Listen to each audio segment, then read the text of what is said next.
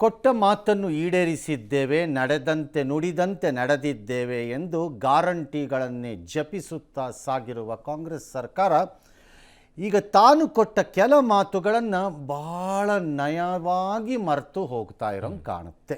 ಅನುಕೂಲಕ್ಕೆ ತಕ್ಕಂತೆ drama start ಮಾಡಿದೆ ಅಂತ ನನ್ನ ವಾದ. ಸರಿ ತಪ್ಪು ಆಮೇಲೆ ನೋಡೋಣ. ಪಂಚ ಗ್ಯಾರಂಟಿಗಳ ಮೂಲಕ ಅಧಿಕಾರಕ್ಕೆ ಬಂದಿದ್ದ ಕಾಂಗ್ರೆಸ್ ಸರ್ಕಾರ ಈಗ ಗೃಹಲಕ್ಷ್ಮಿ ಹಾಗೂ ಗೃಹ ಜ್ಯೋತಿ ಯೋಜನೆಯನ್ನು ಪರಿಷ್ಕರಣೆಗೆ ಮುಂದಾಗಿದೆ. ಕಾರಣ ಸಿಕ್ಕಾಪಟ್ಟೆ ದುಡ್ಡಿದೆ, ಹಾಗಾಗಿ ಉಳಿಸ್ಕೊಳ್ಳೋಣ ಅಂತ ಇವ್ರದ್ದು ಲೆಕ್ಕಾಚಾರ. ಈ ಮುಖ್ಯಮಂತ್ರಿಗಳಾಗಿರೋ ಈಗಿನವರು ಸೇರಿದಂತೆ ಬುರುಡೆ ಬಿಡ್ತಾ ಇದ್ರಿ, ಬೇಕಾದಷ್ಟು ದುಡ್ಡಿದೆ ಎಲ್ರಿ ಯಾರಿಗೂ ತೆಗೆಯಲ್ಲ ಅಂತಿದ್ರಿ. ಈಗ ಮೊದಲ ಹಂತವಾಗಿ ರಾಜ್ಯದಲ್ಲಿ ಮಹಿಳೆಯರಿಗೆ ಪ್ರತಿ ತಿಂಗಳು 2,000 ನೀಡುವ ಗೃಹಲಕ್ಷ್ಮಿ ಯೋಜನೆಯನ್ನು ಫಿಲ್ಟರ್ ಮಾಡೋಕ್ಕೆ ಶುರು ಮಾಡಿದ್ರು. ಅಲ್ಟಿಮೇಟ್ಲಿ ಎಲ್ಲಿಗೆ ತರ್ತಾರೆ ಅಂದರೆ ಇವರು ತಮಗೆ ಬೇಕಾದ ಲೆವೆಲ್ಗೆ ಅದನ್ನು ತಂದ್ಕೋತಾರೆ, ಅಲ್ಲಿವರೆಗೂ ಇಳಿಸ್ತಾರೆ ಕೆಳಕ್ಕೆ. ಹೆಣ್ಮಕ್ಳು ಮುಖಾಮುಖಿ ನೋಡಿದ್ರೆ ಜಜ್ಬೇಕು ಇವ್ರನ್ನ ನೆಕ್ಸ್ಟ್ ಎಲೆಕ್ಷನಲ್ಲಿ. ಅವಾಗ ಯಾಕಂದರೆ ಇವರು ಮೋಸಗಾರರು ಮತ್ತು ದೋಖಾ ಗಿರಾಕಿಗಳೀಗ. ಯಾರು? ಕಾಂಗ್ರೆಸ್ನವರು. ಯಾಕೆ ದೋಖಾ ಅಂದರೆ 4.3 ಲಕ್ಷ ಫಲಾನುಭವಿಗಳ ಹೆಸರು ಕೈ ಬಿಟ್ಟಿರುವ ಸರ್ಕಾರ ಶಾಕ್ ಕೊಟ್ಟಿದೆ. ಇದರಿಂದ ಒಂದು 86 ಕೋಟಿ ತಿಂಗಳಿಗೆ, ರಫ್ಲಿ ಅರೌಂಡ್ 1000 ಕೋಟಿ ಅಂತಾರೆ, ಮೇ ಬಿ 900 ಕೋಟಿ ಇರಬಹುದು ಉಳಿಯುತ್ತೆ. 4.3 ಲಕ್ಷ ಫಲಾನುಭವಿಗಳ ಹೆಸರನ್ನ ಡಿಲೀಟ್ ಮಾಡ್ಕೊಂಡು ಹೋಗಿದ್ದಾರೆ. ಅನರ್ಹ ಮೃತಪಟ್ಟವರ ಹೆಸರು ಡಿಲೀಟ್. ಅನರ್ಹ ಅಂದರೆ ಯಾರು? First point. ಮೃತಪಟ್ಟವರ ಹೆಸರು ಡಿಲೀಟ್, ಪರ್ಫೆಕ್ಟ್, ಯಾವ ತಪ್ಪು ಇಲ್ಲ ಅದರಲ್ಲಿ, ಸರಿ ಇದೆ. ಅನರ್ಹ ಅಂದರೆ ಯಾರು? Siddaramaiah and D K Shivakumar ಅನರ್ಹರಾಗಬೇಕು ನನ್ನ ಪ್ರಕಾರ. ಇವಾಗ ಅವ್ರು ಆಗಬೇಕು. ಹೌದು, ಮಾತು ಕೊಟ್ಟಿದ್ದೇನು ನೀವು? ಎಲ್ಲರಿಗೂ ಕೊಡ್ತೀವಿ ಅಂತ ಅವತ್ತು ಏನು ಹೇಳಿದ್ವಿ? ಎಲ್ಲರೂ ಏನು ಹೇಳಿದ್ವಿ? 100 ಸರಿ ಹೇಳಿದ್ವೋ ಇಲ್ವೋ? ಆಗಲ್ಲ, ಇದು ಆಗಲ್ಲ ಅಲ್ಲ, ಕಂಡೀಷನ್ಸ್ ಏನಾರು ಇದ್ದರೆ ಹೇಳಿಬಿಡಿ, ಮೊದಲೇ ಹೇಳಿ ಅದು ಕಂಡೀಷನ್ಸ್ ಇರುತ್ತೆ ಅಂತ ಹೇಳಿ ಅಂತ. ಏನು ಹೇಳಿದ್ರಿ ಅದಕ್ಕೆ ನೀವು? ಯಾವ ಕಂಡೀಷನ್? ಹೆಣ್ಣು ಮಕ್ಕಳು ಅಂದರೆ ಹೆಣ್ಣು ಮಕ್ಕಳು ಅಷ್ಟೇ, ಹೌದು, ತಾಳಿ 2,000 ರೂಪಾಯಿ ಎಲ್ಲ ಹೆಣ್ಮಕ್ಳು ಅಂತ ಬುರ್ಡೆ ಬಿಟ್ರಿ. ಈಗ ಅನರ್ಹ ಅಂದರೆ ಯಾರು? ಡಿ ಕೆ ಶಿವಕುಮಾರ್ ಅನರ್ಹ ನನ್ನ ಪ್ರಕಾರ. ಸಿದ್ದರಾಮಯ್ಯ ಅನರ್ಹರು. ಸಿದ್ದರಾಮಯ್ಯ ಶುಡ್ ಬೋ ಇಸ್ ಹೆಡ್ ಇನ್ ಶೇಮ್. ಇಳಿದ ತಕ್ಷಣ ನಡೀತಾ ಇರುವಂಥ ಇದಕ್ಕೆ ಹಿ ಶುಡ್ ಬೋ ಇಸ್ ಹೆಡ್ ಇನ್ ಶೇಮ್. ನೀವು ಹೆಣ್ಣು ಮಕ್ಕಳ ದ್ರೋಹಿಗಳು, ನೀವು ಹೆಣ್ಣು ಮಕ್ಕಳಿಗೆ ವಂಚಕರು, ನೀವು ಅನುಮಾನನೇ ಇಲ್ಲ. ಮೃತಪಟ್ಟವ್ರಿಗಲ್ಲ, ಕೊಟ್ಟ ಮಾತು ನಡೆದದ್ದಲ್ಲ ಇದು. ಹೌದು, ಇದು ಧೋಕಾಗಳ ನಡೆ. ಇದು ಆಧಾರ್ ಕಾರ್ಡ್ ಅಪ್ಡೇಟ್ ಮಾಡಿದವರು ಮಾಡಿಸಿ, ಮಾಡದೇ ಇದ್ದವ್ರು ಇದ್ದರೆ, ಅಥವಾ ಅವ್ರ ಹತ್ರ ಕಾರ್ಡೇ ಇಲ್ಲದೆ ಬೋಗಸ್ ಫೆಲೋಸ್ ಆದರೆ ತೆಗೀರಿ, ಫೇರ್. ಎಸ್. ಆದಾಯ ತೆರಿಗೆ ಪಾವತಿದ್ರು. ಯಾಕೆ ಆದಾಯ ತೆರಿಗೆ ಪಾವತಿದಾರರು 2,000 ರೂಪಾಯಿ ಕಳ್ಕೋಬೇಕು? ಆದಾಯ ತೆರಿಗೆ ಪಾವತಿ ಮಾಡುವ D K Shivakumar and his ಮಂತ್ರಿಮಂಡಲದ ಹಲವು ಮೆಂಬರ್ಗಳು ಅಥವಾ MLAಗಳು, ನೀವು ಯಾಕೆ ಫೆಸಿಲಿಟೀಸಿನ MLA ಯಾಕೆ ತೊಗೋತೀರಿ? ಮಣ್ಣು ತಿನ್ನಕ್ಕೆ ತೊಗೋತಾ ಇದ್ದೀರಾ ಅಥವಾ ಏನು ತಿನ್ನಕ್ಕೆ ತೊಗೋತಾ ಇದ್ದೀರಿ? ನೀವೆಲ್ಲ ಆದಾಯ ತೆರಿಗೆ ಪಾವತಿದಾರರು ತಾನೆ. ನೀವು ಯಾಕೆ ತೊಗೋತಾ ಇದ್ದೀರಿ ಆ ಫೆಸಿಲಿಟೀಸನ್ನ? ನೀವು ಜನರ ತೆರಿಗೆಯಲ್ಲಿ ಫೆಸಿಲಿಟೀಸನ್ನು ಪಡ್ಕೊಂಡು ಮಹಾರಾಜರ ಥರ ಓಡಾಡ್ಬೋಡುವಂಥ ಕಚಡಗಳಾಗ್ಬೋದು. ಜನ ಆದಾಯ ತೆರಿಗೆ ಪಾವತಿ ಮಾಡಿದ್ದಕ್ಕೆ ಶಿಕ್ಷೆ ರೂಪದಲ್ಲಿ ಕಳ್ಕೋಬೇಕು ಆ ಫೆಸಿಲಿಟಿನ. ವೈ? ಮುಂಚೆ ಹೇಳಿದ್ದಿದ್ರೆ ಅಪ್ಲೈ ಮಾಡ್ಬೋದು. Exactly the point. ಹೇಳಿಬಿಟ್ಟಿದ್ದಿದ್ರೆ ನಿಯಮಗಳಲ್ಲಿ ಆದಾಯ ತೆರಿಗೆ ಇಂಥವ್ರನ್ನೆಲ್ಲ ಗಮನಿಸಬೇಕಾಗತ್ತೆ, ನಾವು ಗಮನಿಸ್ತೀವಿ ಅಂದ್ಬಿಟ್ಟಿದ್ರೆ ಫೇರ್ ಎನಫ್. ಎಸ್, ನೀವು ಹೇಳಿದ್ದ ಪ್ರಕಾರದಲ್ಲಿ ಮಾಡಿದ್ದೀರಿ ಅಂತ. ಏನು ಬುರುಡೆ ಬಿಟ್ರಿ ಅವತ್ತು ನಿಂತ್ಕೊಂಡು? ಕಾಕಾ ಪಾಟೀಲ ನಂಗೂ ಫ್ರೀ ನಿಂಗೂ ಫ್ರೀ ಬಿಟ್ರಲ್ಲಪ್ಪ ರೈಲನ್ನ. ಬಟ್ ಬಸ್ಸಲ್ಲಿ ಫ್ರೀ ಬಿಟ್ಟಂಗೆ ಇದನ್ನ ಮಾಡಲಿಲ್ಲ. ಇದಕ್ಕೆ ಕಂಡೀಷನ್ ತಂದು ಯಾಕೆ ಹೇಳಿ? ಇಲ್ಲಿ ಜಾಸ್ತಿ ಆಗುತ್ತೆ, ಇಲ್ಲಿ ಬೆಂಕಿ ಬೀಳುತ್ತಲ್ಲ ಕೆಳಗಡೆ ಮೇಲ್ಗಡೆ ಎಲ್ಲ ಕಡೆಯಿಂದ, ಅದಕ್ಕೆ ಆ ಬೆಂಕಿನಲ್ಲಿ ಸುಟ್ಟೋಗ್ಬಿಟ್ಟಿದ್ದಾರೆ. ಕಾಸಿಲ್ಲ, ಕವಡೆ ಇಲ್ಲ, ಪಾಪರ್ ಚಿಟ್ಟಿಗಳು ಇವರು. ಮಾತೆತ್ತರು ಬೇರೆಯವ್ರನ್ನ ಬೈಕೊಂಡು ಓಡಾಡ್ತಾರೆ. ಆದಾಯ ತೆರಿಗೆ ಪಾವತಿ ಮಾಡೋರು ಹಾಗಾದರೆ ಪಾಪಿಗಳ? ಕೊಡಬೇಡಿ ಅಂತ ಅದಕ್ಕೆ ಬಡ್ಕೊಳ್ಳೋದು ಆದಾಯ ತೆರಿಗೆನ. ಸಾಧ್ಯ ಆದಷ್ಟು ಅವಾಯ್ಡ್ ಮಾಡಿ ಅಂತ ನಾನು ಹೇಳೋದು. ತೋರಿಸಲೇಬಾರ್ದು, ಕೊಡಬಾರ್ದು ಇವ್ರಿಗೆ, ಇವ್ರು ಗೌರ್ಮೆಂಟ್ನವ್ರಿಗೆ. ಯಾಕೆ ಕೊಡ್ಬೇಕು ಇವ್ರಿಗೆ? ಹಾಗಾದ್ರೆ ಪಾಪಿಗಳ ಅವರು? ಯಾರು ಆದಾಯ ತೆರಿಗೆ ಪಾವತಿ ಮಾಡೋರು ಕೇಳಬೇಕಿದನ್ನು. ಏನಕ್ಕೆ ಕೊಡಬೇಕು? ಅದೇ MLAಗಳು ಅಥವಾ ಮಿನಿಸ್ಟ್ರುಗಳು, ಆದಾಯ ತೆರಿಗೆ ಪಾವತಿ ಮಾಡುವವರು ಸೇರಿ, including D K Shivakumar, the honourable chief minister, ಎಲ್ಲ ಫೆಸಿಲಿಟೀಸನ್ನು ತೆಕ್ಕೊಳ್ಳೋದು. ಪೆಟ್ರೋಲ್ಗೆ ದುಡ್ಡಿನ ಸಮೇತ. Travel allowance. ನಿಮ್ಗೆ ನಾಚಿಕೆ ಆಗಲ್ವಾ? Health allowance. ಮಾನ ಮರ್ಯಾದೆ ಇಲ್ವಾ? ಜನರು ದುಡ್ಡು ತಿಂತೀರಲ್ಲ, ಅಯೋಗ್ಯ ಇರ್ತಾರ. ಯಾಕೆ ತಿನ್ನಬೇಕು? ನೀವೆಲ್ಲ ಮಂತ್ರಿಗಳು ನಿಮಗೂ ಕೊಡಲೇಬಾರ್ದು, ತಿನ್ನಬಾರ್ದು. ಆ ಕೆಲಸ ಮಾಡೋಕ್ಕೆ ಬಂದಿರೋ ಹದಗೆಟ್ಟು ಹೋಗಿರೋಂಥ ಅಧಿಕಾರಿ ವರ್ಗಕ್ಕೆ ಸಂಬಳ ಕೊಡ್ತೀರಿ, ಪ್ಲಸ್ ಫೆಸಿಲಿಟೀಸು ಯಾಕೆ ಕೊಡಬೇಕು? ಆದಾಯ ತೆರಿಗೆ ಅವ್ರು ಪಾವತಿ ಮಾಡಲ್ವಾ? ಭಾಳ ಮಧ್ಯಮ ವರ್ಗದವರು ಬಾರ್ಡ್ರಲ್ಲಿ ಆದಾಯ ತೆರಿಗೆ ಪಾವತಿ ಮಾಡ್ತಾರೆ. ಹೌದು. ಮಧ್ಯಮ ವರ್ಗ ಸಂಬಳದಾರರು, ಸಂಬಳದಾರರೇ ಸಿಗಾಕೊಳ್ಳೋದು ಯಾವಾಗಲೂ ಆದಾಯ ತೆರಿಗೆಯಲ್ಲಿ. ಸಂಬಳದಾರರು ಅಂದರೆ ಯಾರು? ಮಧ್ಯಮ ವರ್ಗದವರು. Yes. ಮಧ್ಯಮ ವರ್ಗದವರು ಬಾರ್ಡ್ರಲ್ಲಿ ಪೇ ಮಾಡ್ತಾರೆ ಆದಾಯ ತೆರಿಗೆನ. ಅವರು ಹೌದು. ಅವ್ರು ಬೇರೆ ಎಸ್ಕೇಪಿಗೆ ದಾರಿ ಇರಲ್ಲ, ಅವ್ರಿಗೆ ಒಂದು ಸಣ್ಣದಾಗಿ ಪೇ ಮಾಡ್ತಾರೆ. ಅದಕ್ಕೆ ಅವ್ರಿಗೆ ಶಿಕ್ಷೆ. This government is anti middle class ಮತ್ತು ಆ್ಯಂಟಿ ಸ್ಯಾಲ್ರಿ ಕ್ಲಾಸ್. ಈ ಸರ್ಕಾರ ಬಟ್ ನಾವೆಲ್ಲ ಕೊಟ್ಟಿದ್ದೀವಿ ಅಂತಲೇ ಇರ್ತಾರೆ ಸರ್. ಅದೇ ಕೊಡ್ತಿರೋದೇ ಅದೇ ತಾನೆ. ಜಿ ಎಸ್ ಟಿ ಪಾವತಾರ್ಗೆ ಇಲ್ಲ. ಯಾಕೆ ಜಿ ಎಸ್ ಟಿ ಇಲ್ಲ? ಹೆಂಗದು? G S T is mandatory. ಹಂಗಾರೆ ಜಿ ಎಸ್ ಟಿ ಕೊಡೋದು ಬೇಡವಾ? ಕಳ್ತನ ಮಾಡೋದೇ ಸರಿ ಹಂಗಾರೆ? ಅಲ್ರಿ, G S T is automatic ಅಲ್ವಾ ಪಾವತಿ ಮಾಡಬೇಕು ಅನ್ನೋದು. ಹಾಗಾದ್ರೆ ಜಿ ಎಸ್ ಟಿ ಪಾವತಿ ಮಾಡಿದ್ದಕ್ಕೆ ಶಿಕ್ಷೆ ಯಾಕ್ರಿ ಕೊಡ್ತೀರಿ? ಅದೇ ದುಡ್ಡೇ ಬರುತ್ತೆ ಅವರಿಗೆ. ಅದೇ ದುಡ್ಡೇ ಬರುತ್ತಲ್ಲಪ್ಪ ನಿಮಗೆ. ಜಿ ಎಸ್ ಟಿನೂ ಉಳಿಸಿ, ಜಿ ಎಸ್ ಟಿಲೂ ದೋಖಾ ಮಾಡಿ ಜನ ಕೊಡಬೇಡಿ. ಜಿ ಎಸ್ ಟಿನ ಎಲ್ಲೆಲ್ಲಿ ಉಳಿಸೋಕ್ಕಾಗತ್ತೆ ಉಳಿಸಿ. ಹಂಗಾರೆ ಇನ್ಮೇಲೆ ಇವ್ರಿಗೆ ಯಾಕೆ ಕೊಡಬೇಕು? ಕಚಡಗಳಿಗೆ ಯಾಕೆ ಕೊಡಬೇಕು? ಈ ಕಚಡಗಳಿಗೆ ತಿನ್ನಕ್ಕೆ. ಇವ್ರು ತಿನ್ನಕ್ಕೆ ಬೇಕಂತೆ. ಇವ್ರ ಮನೆಗೆ 3 ಕಾರ್ ಬೇಕಂತೆ ಸರ್ಕಾರದಿಂದ. ಜನ ಜಿ ಎಸ್ ಟಿ ಕಟ್ಟಿದ್ದಕ್ಕೆ ಅವ್ರು ಇದು ಹೆಂಗಿದೆ ಮಜಾ ಅಂದರೆ, ಇದಕ್ಕೊಂದು ಸಖತ್ ನಿಮ್ಗೊಂದು ಎಕ್ಸಾಂಪಲ್ ಕೊಡ್ತೀನಿ ಜನಕ್ಕೆ ಇವತ್ತು. ಏನು ಸರ್? ಈ ಫ್ಯಾಕ್ಟ್ರಿಗಳಲ್ಲಿ ಲೇಬರಾಗಿ ಕೆಲಸ ಮಾಡ್ತಾರಲ್ಲ ಜೀವನ ಪೂರ್ತಿ. ಹೌದು, ಜೀವನ ಪೂರ್ತಿ ಕೆಲಸ ಮಾಡ್ತಾರೆ. ಏನೇನೋ ಕೆಲಸ ಮಾಡ್ತಾರೆ, ಸಣ್ಣದಿಂದ ಹಿಡಿದು ಮೀಡಿಯಮ್ ಲೆವೆಲ್ವರೆಗೆ ಏನೇನೋ ಕೆಲಸಗಳನ್ನ ಫ್ಯಾಕ್ಟ್ರಿಗಳಲ್ಲಿ ಮಾಡ್ತಾರೆ. ಪ್ರೈವೇಟ್ ಅಂತ ಇಟ್ಕೊಳ್ಳೋಣ, ಫ್ಯಾಕ್ಟ್ರಿ ಅಂತ ಬೇಡ, ಪ್ರೈವೇಟ್. ಅವ್ರಿಗೆ ಅದೇನೋ ಪಿ ಎಫ್ ಇದರಲ್ಲಿ ಏನೋ ಪೆನ್ಷನ್ ಅಂತ ಯಾವುದೋ ಸ್ಕೀಮಲ್ಲಿ ದುಡ್ಡು ಕಟ್ಟಿಸ್ಕೊತಾರೆ. ಅದೇನೇನೋ ಮಾಡಿ ಅವ್ರಿಗೆ ಎಂಡ್ ಆದ್ಮೇಲೆ ಎಷ್ಟು ಬರುತ್ತೆ ಗೊತ್ತಾ ಅವ್ರಿಗೆ? ಅದೆಷ್ಟೇ 3,000ನೋ 2,500ನೋ ಬರುತ್ತೆ ಅವ್ರಿಗೆ. ಎಲ್ಲ ಅವ್ರಿಗೆ ಪೆನ್ಷನ್ ಥರ ಅವ್ರಿಗೆ ಅಷ್ಟೇ ಬರೋದು. ಅಷ್ಟೇ ಆಗುತ್ತೆ. ಈ ಸರ್ಕಾರದಲ್ಲಿ ನೆನೆ ತೋರಿಸ್ತಿದ್ರಲ್ಲ, 12 ಗಂಟೆಗೆ ಬಂದು ಅವ್ನು ಬರ್ಬೋದು, 2 ಗಂಟೆಗೆ ಬಂದವನು ಅವನಿಗೆ 30,000 25,000 ಪೆನ್ಷನು ಕಡ್ದು ಕೊಮಟೆ ಹಾಕಿದ್ದಕ್ಕೆ ಇವರು ಅಧಿಕಾರದ ಕೆಲಸದಲ್ಲಿದ್ದಾಗ. ಕೆಲಸನೂ ಮಾಡಲ್ಲ, ಈಗ ಲಂಚಾನು ನೆಕ್ಕೋ ಅಂಥ ಗಿರಾಕಿಗಳು, ಜನರಿಗೆ ಪ್ರಾಣ ತಿನ್ನೋರು, ಕೆಲಸ ಮಾಡಿಕೊಡದೆ ದುಡ್ಡು ತೊಗೊಂಡು, ಅದರಲ್ಲಿ ಪೆನ್ಷನ್ ಪ್ಲಸ್ ಪೆನ್ಷನ್ ಅಷ್ಟು. ಇವ್ರಿಗೆ ಎಷ್ಟು ಗೊತ್ತಾ ಪೆನ್ಷನ್? ರಿಟೈರ್ ಆದರೆ ಪಾಪ 3-4 2,500 3,000 ಆ ಥರ ಎಲ್ಲ ಬರುತ್ತೆ. ಹೋಲ್ ಲೈಫ್ ದುಡ್ದಿದ್ದಕ್ಕೆ ಅವ್ರಿಗೆ ಬರೋ ಪೆನ್ಷನ್ನು.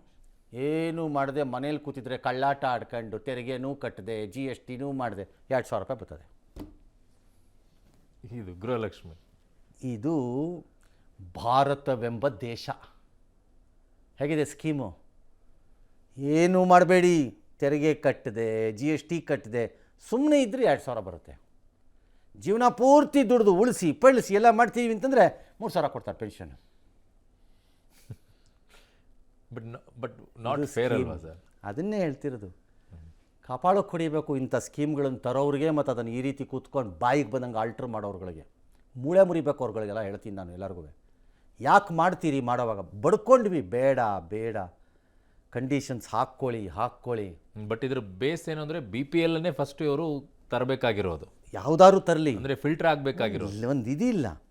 ಅದೆಷ್ಟೆಷ್ಟೋ ಮಹಿಳೆಯನ್ನು ತೆಗೆದಿದ್ದಾರಂತೆ. ಆಯಿತು, 1,000 ಕೋಟಿ ಉಳಿತಾಯ ಅಂತೆ. ಲಜ್ಗೆಟ್ಟವನ್ನ ತಗೊಂಬಂದು ಬಟ್ ಆಕ್ಚುಲಿ ಈ ನಂಬರ್ಸ್ ಇನ್ನೂ ಜಾಸ್ತಿ ಆಗುತ್ತೆ ಸರ್.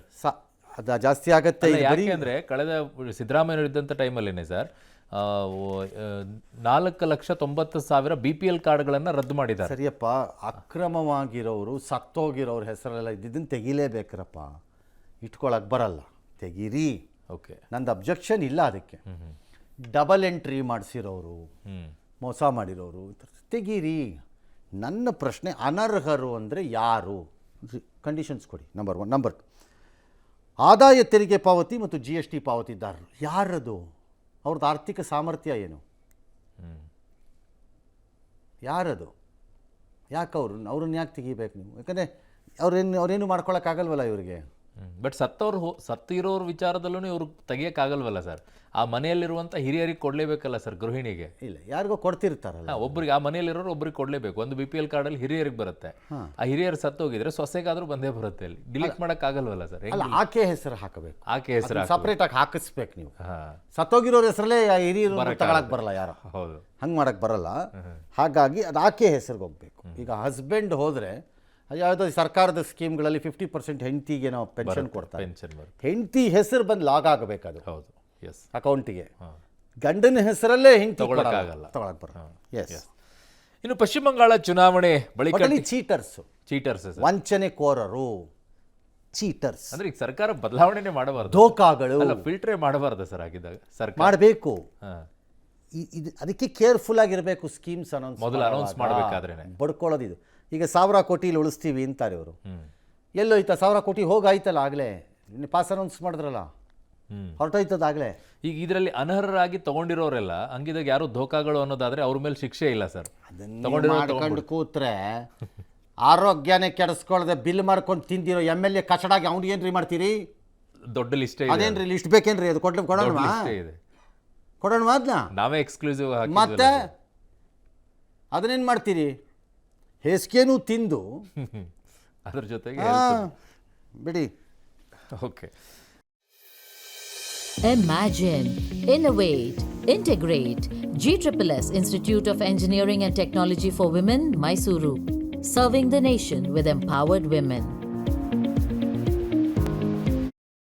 ಸೊ ಇನ್ನು ಪಶ್ಚಿಮ ಬಂಗಾಳ ಚುನಾವಣೆ ಬಳಿಕ TMC ಬಿರುಗಾಳಿ ಎದ್ಬಿಟ್ಟಿದೆ. ಪಕ್ಷದ ಇಬ್ಬಾಗದ ಅಂಚಿಗೆ ತಲುಪೋಗ್ಬಿಟ್ಟಿದೆ. TMC ಅಸ್ತಿತ್ವಕ್ಕೆ ಕುತ್ತು ಬಂದಿರೋ ಹೊತ್ತಲ್ಲಿ ಈಗ ಕಾಂಗ್ರೆಸ್ ಪಕ್ಷದಲ್ಲಿ TMC ವಿಲೀನ ಆಗುತ್ತಾ ಅನ್ನುವಂಥ ಚರ್ಚೆ. ಆ ಕಡೆಗೆ ಹೋಗಿದ್ದಾರೆ ಮಮತಾ ಬ್ಯಾನರ್ಜಿ ಅವರು, ಮಾತಾಡಿದ್ದಾರೆ. ಅವ್ರಿಗೊಂದು ಆಫರ್ ಕೊಟ್ಟಿದ್ದಾರಂತೆ. ಮಮತಾ ಬ್ಯಾನರ್ಜಿಯೊಂದಿಗೆ ಉಪಾಧ್ಯಕ್ಷ ಸ್ಥಾನ ಮತ್ತು ಅಭಿಷೇಕ್ ಬ್ಯಾನರ್ಜಿಗೆ ರಾಷ್ಟ್ರೀಯ ಪ್ರಧಾನ ಕಾರ್ಯದರ್ಶಿ ಸ್ಥಾನ ಕೊಡ್ತೀವಿ ಅಂತೇಳಿ ನಾಳೆ ತುರ್ತು ಸಭೆ ಕೂಡ ಕರೆದಿದ್ದಾರೆ. ಈ ಚರ್ಚೆ ಈಗ ಜೋರಾಗಿ ನಡೀತಾ ಇದೆ. 80 ಶಾಸಕರ ಪೈಕಿ ನಮ್ಮ ಗುಂಪಿನಲ್ಲಿ 64 ಶಾಸಕರಿದ್ದಾರೆ. ಹಾಗಾಗಿ ನಾವು ಯಾವುದೇ ಕಾರಣಕ್ಕೂ ಕೂಡ ಕಾಂಗ್ರೆಸ್ ಜೊತೆಗೆ ವಿಲೀನ ಆಗಲ್ಲ ಅಂತ ಅಲ್ಲಿ ಋತಬ್ರತ ಅಂತ ಹೇಳಿದ್ದಾರೆ, ರೆಬಲ್ ಲೀಡರ್ ಅವರು. ಸೊ ಈಗ ಇನ್ನೊಂದು ಶಾಕ್ ಏನು ಮಮತಾ ಬ್ಯಾನರ್ಜಿಗೆ ಅಂದರೆ, ರಾಜ್ಯಸಭಾ ಸದಸ್ಯ ಸ್ಥಾನಕ್ಕೆ ಮಮತಾ ಬ್ಯಾನರ್ಜಿ ಆಪ್ತೆ ಸುಷ್ಮಿತಾ ದೇವ್ ಕೂಡ ರಾಜೀನಾಮೆ ಕೊಟ್ಬಿಟ್ಟಿದ್ದಾರೆ. ಈಗ ಇದು ಒಂದು ಟೆನ್ಷನ್ ಅವರಿಗೆ, ಯಾಕೆ ಲೀಡರ್ಸ್ಗಳು ಹಿಂಗೆ ಹೋಗ್ತಾ ಇದ್ದಾರೆ ಅಂತ. ದಯವಿಟ್ಟು ತಕ್ಷಣಕ್ಕೆ ಜಾರಿಗೆ ಬರುವಂತೆ ಅಂಗೀಕರಿಸಬೇಕು ಅಂತ ರಾಜ್ಯಸಭೆಗೆ CP ರಾಧಾಕೃಷ್ಣ ಅವರಿಗೆ ಪತ್ರ ಬರೆದಿದ್ದಾರೆ. ಬೇಗ ನನ್ನ ರಾಜೀನಾಮೆ ತಗೊಳ್ಬೇಕು ಅಂತ. ಆಲ್ ರೈಟ್, ಏನು ನಡೀತಾ ಇದೆ ಅನ್ನೋದು ಅದು ಬಿಡಿ. ಅದು ಯಾರು ವಿಲೀನ ಆಗಿರೋದು ಅಲ್ಲ ಆಕೆ ಲೇಡಿ ರಾಜ್ಯಸಭೆಗೆ ಸುಷ್ಮಿತಾ ದೇವ್ ಸರ್. ತಂದೆ was Santosh Mohan Dev. Okay. Was a senior Congress politician, central minister ಎಲ್ಲ ಆಗಿದ್ದವರು. ಅಸ್ಸಾಂ ಪಾಲಿಟಿಕ್ಸಲ್ಲಿ ದೀರ್ಘಕಾಲ ಇದ್ದರು. ಅವ್ರ ಮಗಳಿವರು ಈಕೆ. ಬಟ್ ಈಗ ಮಮತಾ ಬ್ಯಾನರ್ಜಿ 98ರಲ್ಲಿ ಪಕ್ಷ ಬಿಟ್ಟರು. ಪಶ್ಚಿಮ ಬಂಗಾಳ ಹಿತ ಕಾಪಾಡೋಕ್ಕಾಗ್ತಿಲ್ಲ ಡ್ಯಾಶ್ ಅಂತೇಳಿ CPM ವಿರುದ್ಧ ಫೈಟ್ ಮಾಡಿದ್ರು. CPI ಎಡಪಕ್ಷಗಳ ಮೇಲೆ ಮಾಡಿ ಆಮೇಲೆ ನಿಧಾನಕ್ಕೆ ಸೋತರು. 2 ಸರಿ 3 ಸರಿ ಹೊಡೆಸ್ಕೊಂಡ್ರು, ಹಲ್ಲು ಮುರಿಸ್ಕೊಂಡ್ರು, ತಲೆ ಒಡೆಸ್ಕೊಂಡ್ರು, ಎಲ್ಲ ಆಯಿತು. ಆಮೇಲೆ ಜನ ಆಯ್ತಪ್ಪ ಇವಮ್ಮಂಗೆ ಕೊಡೋಣ ಅಂತ ಕೊಟ್ಟರು. 3 ಟರ್ಮು ರೂಲ್ ಮಾಡಿದ್ರು. ವಾಜಪೇಯಿ ಸರ್ಕಾರದಲ್ಲಿ ಇದ್ದರು, ಅಂದರೆ NDAನಲ್ಲೇ ಇದ್ದರು. ಜಾರ್ಜ್ ಫರ್ನಾಂಡಿಸಿನ ಭ್ರಷ್ಟಾಚಾರ ಸ್ಟಿಂಗ್ ಆಪರೇಷನ್ ಮೇಲೆ ಕ್ರಮ ತಗೊಳ್ಳಿಲ್ಲ ಅಂತ ಒಂದು ನೆಪ ಕಟ್ಕೊಂಡು ಆಚೆ ಹೋದರು. ಆದರೆ ಈ ಒಮ್ಮ ಎಂಥ ಕಚಡ ಅಂತಂದ್ರೆ ಲೆಕ್ಕ ಹಾಕೊಳ್ಳಿ ನೀವು. ಯಾವ ಆ ಥರ ಆರೋಪ ಮಾಡಿ ಹೊರಗೆ ಹೋಗಿದ್ದು ಒಮ್ಮ, ಅದೇ ಆರೋಪದ 10 ಪಟ್ಟು ಕೋಪ ಮಾಡ್ಕೊಂಡು ಜನ ಮನೆ ಕೆಳಗಿಳಿಸಿದ್ದು ಭ್ರಷ್ಟಾಚಾರದಲ್ಲಿ. ಈಗ ಬರ್ತಿರೋದು ಏನು ಅಂದರೆ, ಪಶ್ಚಿಮ ಬಂಗಾಳದಲ್ಲಿ ಕಂಡು ಕಡೆ ಅದರ ಲೀಡರ್ಗಳಿಗೆ ಮೊಟ್ಟೆ ಹೊಡಿತಿದ್ದಾರೆ ಜನ. ಯಾಕಂದರೆ ಅಷ್ಟು ಭ್ರಷ್ಟತೆ. ಲೋಯರ್ ಲೆವೆಲ್ಲಿನ ಜನ ಹಿಂಡು ಬಿಟ್ಟಿದ್ದಾರೆ ಪಾಪ ರಕ್ತಾನ ಜನಕ್ಕೆ. ನನಗೆ ವಿಮಾನ ನಿಲ್ದಾಣದಲ್ಲಿ ಕಳೆದ ವಾರದ ವಿಮಾನ ನಿಲ್ದಾಣದಲ್ಲಿ ಒಬ್ಬರು ದಂಪತಿಗಳು ಸಿಕ್ಕಿದ್ರು, ಕನ್ನಡದವರು. ಅವರು ಕೋಲ್ಕತ್ತಾನಲ್ಲಿ ಇರುವವರು. ಅವರು ಊರಿಗೆ ಅಂತ ಬಂದಿದ್ದರಂತೆ, ವಾಪಸ್ ಹೋಗ್ತಾ ಇದ್ದರು ಕೋಲ್ಕತ್ತಾಗೆ. ಆಗ ಮಾತಾಡ್ತಾ ನೀವು ಇರುವುದೆಲ್ಲಿ ಅಂದೆ. ಕೋಲ್ಕತ್ತಾ. ಅಯ್ಯಪ್ಪ ಅಂದೆ. 25 ವರ್ಷದಿಂದ ಅಂದರು. ಹೌದಾ? ಹೌದು. ಮತ್ತು ಈಗ ಅಂದೆ, ಈಗ ನೆಮ್ಮದಿಯಾಗಿದ್ದೀವಲ್ಲ, ಕಳಿಸಿ ಆಯಿತು ಅಂದರು. ಅಷ್ಟೇ ಆ ಹೆಂಗ್ಸ್ ಹೇಳಿದ್ದು, ಕಳಿಸಿ ಆಯಿತು ಅಷ್ಟೇ. ಅಂದರೆ ಅಷ್ಟು ರೋಸಿ ಹೋಗಿದ್ರು ಅವ್ರ ಮಾತಲ್ಲಿ. ನೆಕ್ಸ್ಟ್ ಮುಂದೆ ಮಾತಾಡಿದ್ಮೇಲೆ ಏನೇನೋ ಹೇಳಿದ್ರು. ರೋಸ್ ಹೋಗಿದ್ದನ್ನು ಹೇಳ್ತಾ ಇದ್ರು.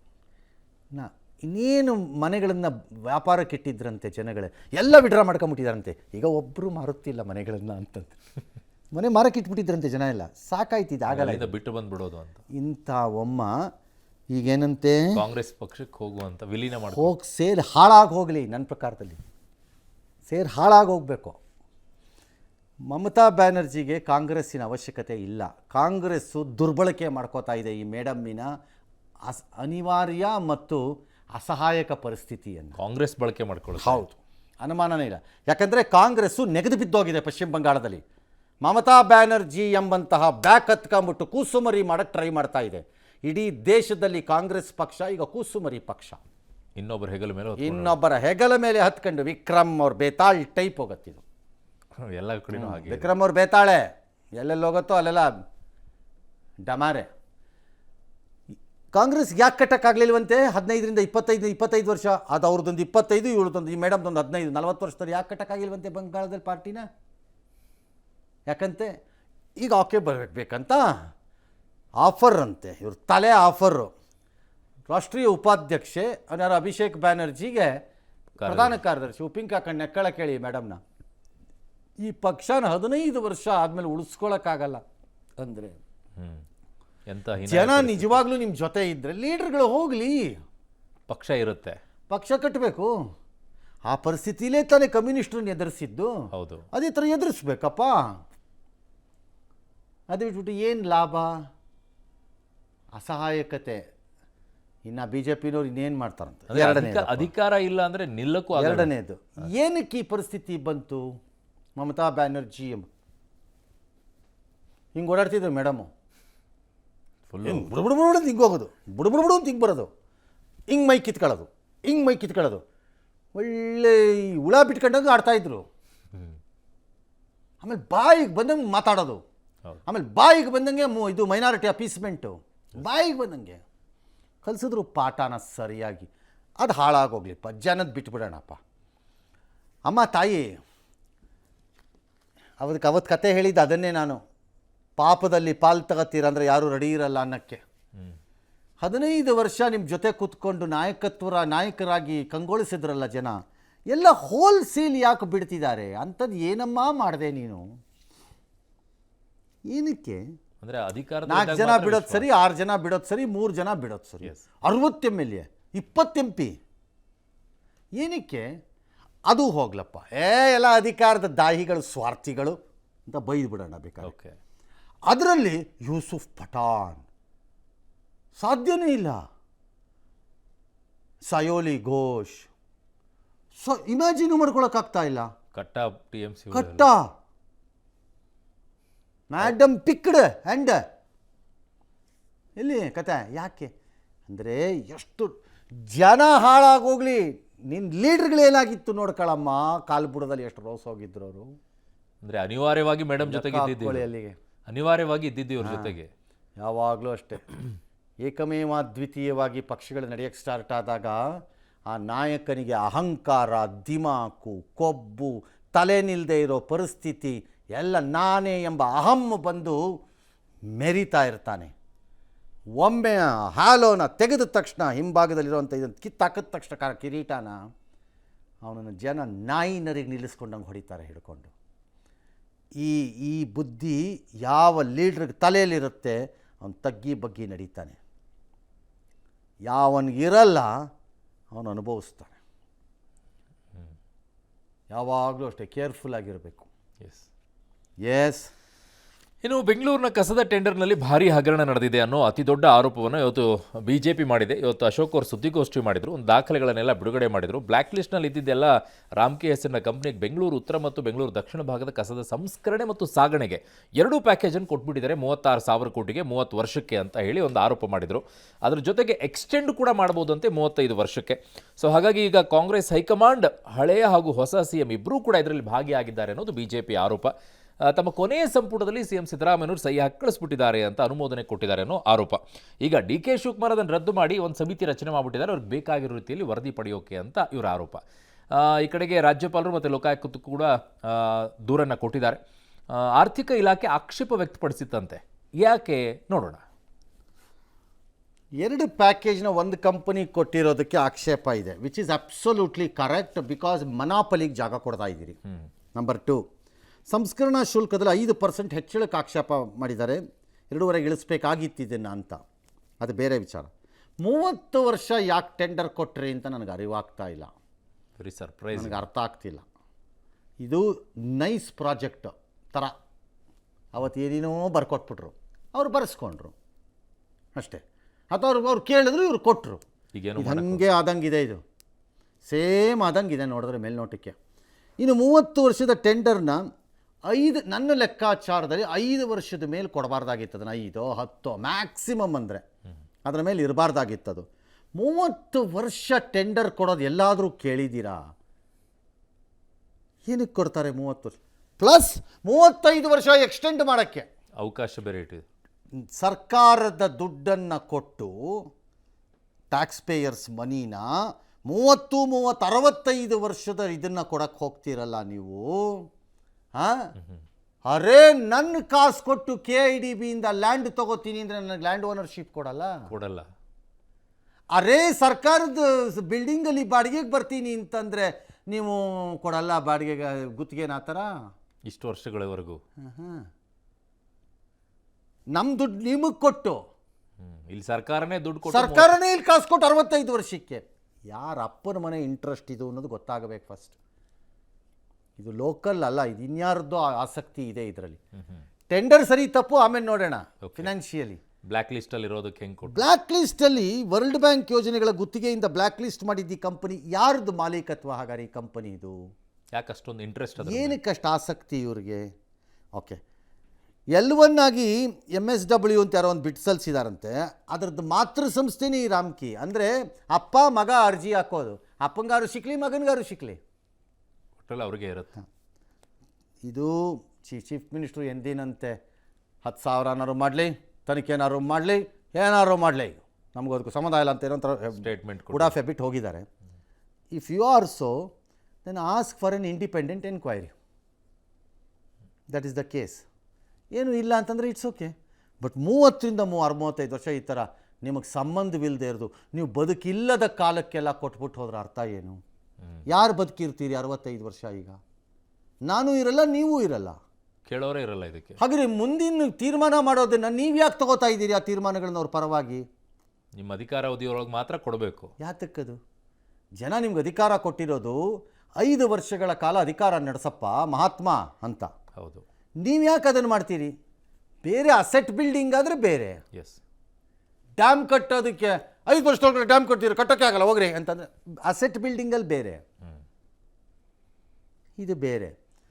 ಏನೋ ವಾಸನೆ ಇದೆ, ಅದನ್ನು ಕಂಡುಹಿಡಿಬೇಕು ಯಾರು. ಅಪೀಲ್ ಮಾಡ್ಬೋದಾ ಸರ್ ಪಬ್ಲಿಕ್? ಈಗ ಕೋರ್ಟ್ ಥ್ರೂ ಆಗಿ ಏನಾದರೂ ಅಪೀಲ್ ಮಾಡ್ಬೋದು? ಗೊತ್ತಿಲ್ಲ, ಇನ್ನಷ್ಟು ಡಾಕ್ಯುಮೆಂಟ್ಸನ್ನು ಕಲೆಕ್ಟ್ ಮಾಡೋದು ಒಳ್ಳೆಯದು. ಪ್ರಾಪರ್ ವೈಲೇಷನ್ಸ್ ಏನು ಅನ್ನೋದನ್ನು ನೋಡಬೇಕು. ಎರಡನೇದು, ಈ ಸರ್ಕಾರನ ಅಷ್ಟು ಸುಲಭವಾಗಿ ಇದರಿಂದ ಬಚಾವಾಗಕ್ಕೆ ಬಿಡಬಾರ್ದು, ಸರಿಯಾಗಿ ಉತ್ತರ ತಗೋಬೇಕು. ಸರಿನೋ ತಪ್ಪು, ಬಟ್ 65 ವರ್ಷದ್ದು ಮಾತ್ರ ಅಕ್ಷಮ್ಯ ಅಪರಾಧ ಕೊಡಬಾರ್ದು. ಆ ಪ್ರಕಾರದಲ್ಲೆಲ್ಲ ಕೊಡೋದು ಬಿಡೋದು ಬೇರೆ. 36,000 ಕೋಟಿ ಎಲ್ಲ ತಮಾಷೆನೇನ್ರಿ? ತಮಾಷಿನ? ಯಾರ ಮನೆ ದುಡ್ಡು ಕೊಡಕ್ಕೆ ನೀವು? ಏನೋ ಅಧಿಕಾರದಲ್ಲಿದ್ದಾಗ ಏನು ಬೇಕಾದ್ರೂ ನಡೆಯುತ್ತೆ, ಹೇಳದ್ನಲ್ಲ. ಏನು ಬೇಕಾದ್ರೂ ನಡೀತೆ. ಯಾರು ಭ್ರಷ್ಟಾಚಾರ ತನಿಖೆ ಮಾಡ್ರಿ, ಒಂದು ಪೈಸಾ ಇಲ್ಲ, ಯಾರು ಬೇಕಾದ್ರೂ ಮಾಡಿಸ್ರಿ ಅಂತ ದಬಾಯಿಸ್ಬಿಟ್ಟು ಹೋಗ್ಬಿಡೋದು ಎಲ್ಲರೂ. ಆದರೆ ಅಲ್ಲಿ ಗೃಹಲಕ್ಷ್ಮಿ ಅವ್ರಿಗೆ 2,000 ರೂಪಾಯಿ ಕೊಡೋಕೆ ಮಾತ್ರ, ಗೃಹಲಕ್ಷ್ಮಿ 2,000 ರೂಪಾಯಿ ಕತ್ತರಿಸ್ಬಿಡ್ತೀನಿ. ಇಲ್ಲಿ ಮಾತ್ರ ಇಲ್ಲಿ 65 ವರ್ಷಕ್ಕೆ ಕೊಡ್ತಾರಂತೆ. ಯಾಕೆ ಕೊಟ್ರಿ? ಅವನು ಉತ್ತರ ಕೊಡ. ಯಾರ್ರೀ ಅದು Ramky? Let the chief minister or somebody say this, who is this Ramky ಅಂತ. ಆಮೇಲೆ ಬರೋಣ ಅದಕ್ಕೆ ನಿಧಾನಕ್ಕೆ. ಇನ್ವೆಸ್ಟಿಗೇಷನ್ ಆಗತ್ತಿದು, ಇದೇ ನಿಲ್ಲಲ್ಲ ಇಲ್ಲಿಗೆ. ಎರಡನೇದು, ಅಲ್ಲಿ ಗೃಹಲಕ್ಷ್ಮಿ ಕೇಳಿದ್ರೆ ಆದಾಯ ತೆರಿಗೆ ಪಾವತಿದಾರರಿಗೆ ಕೊಡಲ್ಲ. ಹೀಗೆ ಅವ್ರ ಪಾಪಿಗಳು ದೇಶ ಕಟ್ಟಕ್ಕೆ. ಅಲ್ಲಿ ಇನ್ನೊಬ್ಬ ಹೇಳ್ತಾನೆ ಬಂದು, ಭೂಪತಿ ಟಿವಿಗಳಲ್ಲಿ ಬಂದು ಹೇಳ್ತಾರೆ ನಮಗೆ, ದೇಶ ಕಟ್ಟಕ್ಕೆ ಆದಾಯ ತೆರಿಗೆ ಪಾವತಿ ಮಾಡಿಬಿಡಿ ಬೇಗ ಬೇಗ ಅಂತಾರೆ. ಇನ್ನೊಬ್ಬ ಆಫೀಸರ್ ನಮಗೆ ಫೋನ್ ಹಾಕ್ತಾನೆ, ಸ್ವಲ್ಪ ಅಡ್ವಾನ್ಸಲ್ಲಿ ಕಟ್ಟಕ್ಕಾಗತ್ತಾ ಆದಾಯ ತೆರಿಗೆ ಅಂತ ಫೋನ್ ಹಾಕ್ತಾನೆ. ಒಳ್ಳೆ ಡ್ರಾಮಾ ಮಾಸ್ಟರ್ಗಳು. ಏನು ಭಾರತ ಅಂದರೆ ಡ್ರಾಮಾ ದೇಶ ಆಗೋಗಿದೆ ಅಂದರೆ ಬರೀ ಡ್ರಾಮಾ ದೇಶ. ಅವ್ರವ್ರು ತಿನ್ಕೊಳಕ್ಕೆ ಅವ್ರವ್ರಿಗೆ ವ್ಯವಸ್ಥೆ.